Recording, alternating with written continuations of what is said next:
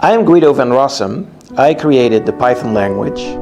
Today, Python stands as one of the world's most popular programming languages. It ranks at number 5 on the TOB index and can safely be named the number 1 scripting language, as no other scripting language is ranked higher. But it wasn't always this way, so how did Python come about? Python isn't exactly a new concept. It was conceptualized by a man named Guido van Rossum in the late 1980s as a successor to the ABC programming language, another programming language created at Van Rossum's workplace, CWI, the National Research Institute for Scientific Research in the Netherlands.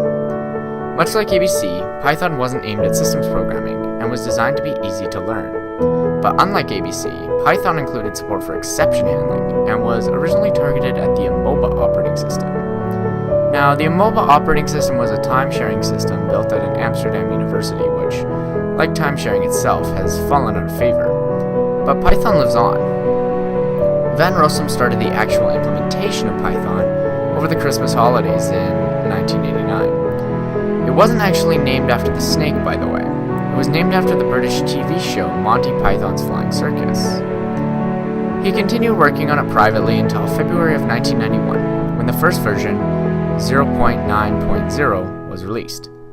Python included many features of the language like classes, functions, and data types such as lists, dictionaries, and strings, in addition to the aforementioned exception handling. Version 1.0 of Python came about in January 1994. One of the most notable new features was increased support for the functional style of programming, with tools such as lambda, map, filter, and reduce. Interesting to note, these new features weren't actually developed by Van Rossum, and instead were developed by a list packer who missed them and submitted working patches. Van Rossum would continue working on Python at CWI until 1995, after the release of Python 1.2. After that, Van Rossum crossed the Atlantic, finding a job at the Corporation for National Research Initiatives in Reston, Virginia. While working at the CNRI, Van Rossum launched an initiative to make programming more accessible to the masses, called Computer Programming for Everyone. Python was the perfect language for Van Rossum to use for promoting computer programming accessibility, because the language is easy to learn and concise. It was also more high-level than many of the other popular programming languages during the 90s, meaning users did not need to know as much about computers to get work done with it. I am Guido van Rossum. I created the Python language. I've worked on Python for 25 years, and I've worked with a large group of others, of course, in the Python community. I'm very excited to see you all in this class, and I'm very proud that you're using my language to learn. Python is just the first step you are setting on the path to programming.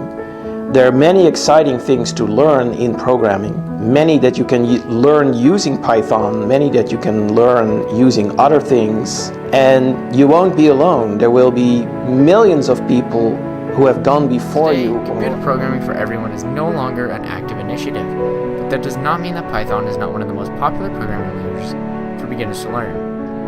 It most certainly is very popular as a first programming language, and this can be still attributed to the same facts that made it so attractive to new programmers during the 1990s. In 2000, the entire Python team left the CNRI and moved to beopen.com, an open source software startup, to form the beOpen Python Labs team. Python was sitting at version 1.5 at this time. CNRI requested that a version 1.6 be released there, summarizing the development to the point that the team left. This meant that 2 versions of Python were being developed simultaneously.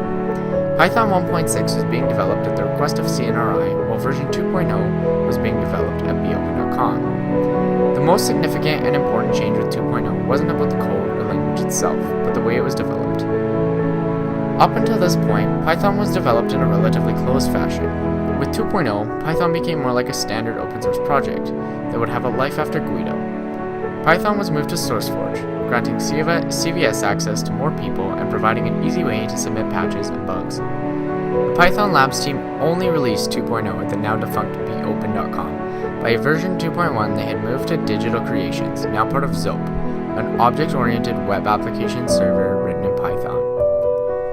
The next major revision to Python was Python 3.0, sometimes called Python 3000. It wasn't backwards compatible with 2.0. Instead, Python 3.0 opted to focus on removing duplicative constructs and modules, stating that there should be one and only one obvious way of doing things.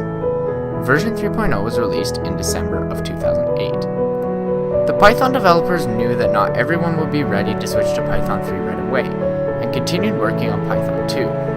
Python 2.6 was released along with Python 3.0, and Python 2.7 with 3.1. Now, Python 2 is no longer receiving major updates. Users are encouraged to move to Python 3, and support for Python 2.7 will end in 2020. So that's the story of Python.